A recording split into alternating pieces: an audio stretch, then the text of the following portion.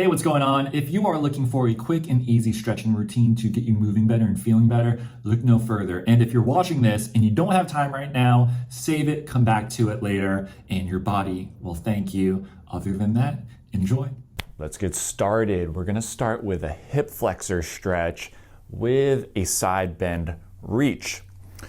We'll start in a half kneeling position. We're going to tuck our butt, so squeeze the glutes, and we're gonna drive forward so we stretch out our hip flexor, our quad. We'll hold this position for a couple seconds, maybe 3-4 seconds, and then from here, reach one arm up, the same side that's on the ground, and then you'll side bend to the side, hold that for a couple seconds, and then we'll come back down, reset, and then go back in, hold this hip flexor stretch, then reach over. We're gonna do 5 on each side. Let me show you from the side. So knee just under the hips here, and then make sure, I'm gonna tuck this in real quick, there's no low back arch. Really tuck that hip under so it's nice and flat, and then drive forward while you maintain that position. So squeeze the abs, squeeze the glutes, drive forward, hold it, and then arm reaches up and over. Let's do 5 on each side, nice and controlled. I'll see you guys in 5 reps on each side.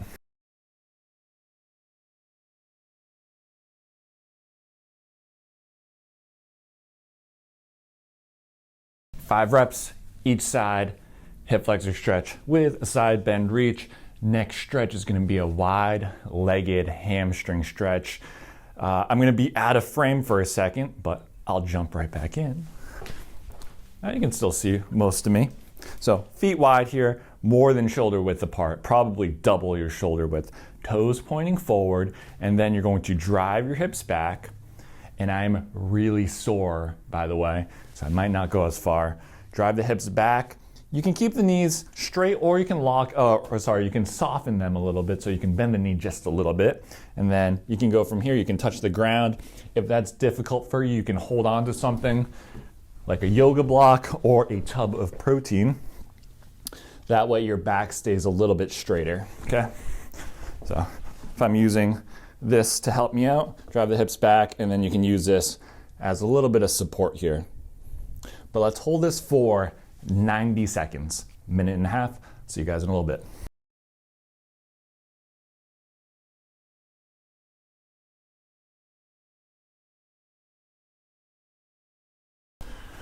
"90 seconds. I am very sore from yesterday's workout. Shaking a little bit, but it feels so good. Now we are going to hit the puppy pose. It might not be one you want to do at the gym while you're stretching. Might get some funny stares, but it's a good one.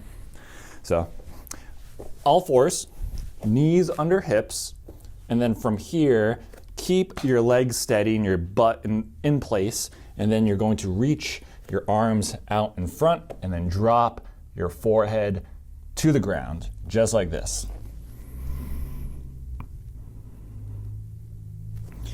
In that position, we're getting some good upper back T-spine extension. So forehead on the ground, and then you drop your chest to the floor. We're going to hold this stretch for 90 seconds as well. See you guys in a minute and a half.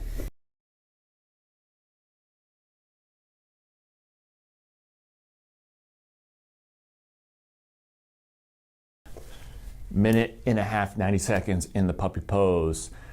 Last stretch, we're gonna work on our forearms a little bit, both sides. So we'll get down into a kneeling position, both knees down, and from here, if you can, bring your feet or your toes pointing away from you. That way we actually get a little bit of ankle mobility while we're at it. So we'll start here. First thing we're gonna do is palms down and your fingers pointing back at you. This is going to help stretch out our flexors, the muscles on this side of the forearm. So we can start with our butt up in the air, and then we can sink back to increase the stretch. And let's hold this for 30 seconds. So I'll see you in 30 seconds.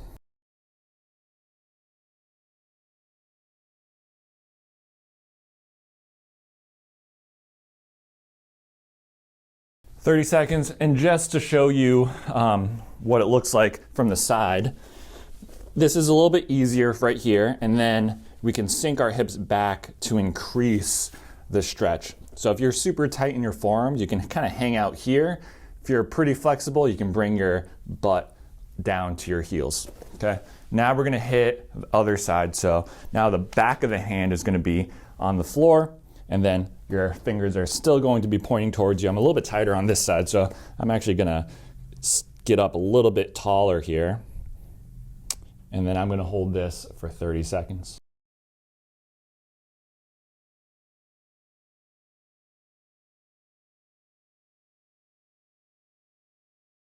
"30 seconds, each side, flexors, extensors. As always, finishing up with a stability exercise, we are going to work on our glutes and hips with the Cook hip lift. So we start on our back, both feet underneath the knees, and the Cook hip lift really helps us isolate that glute. So we're gonna pull one knee towards our chest, and then we're going to drive our hips towards the ceiling, driving our weight through our heels. We're gonna hold this for 30 seconds. So accumulate 30 seconds. If you're struggling here and maybe you can only do 15 seconds, drop down, take a quick break, and then jump back up to finish off the 30 seconds. And I'll see you back in 30 seconds on each side.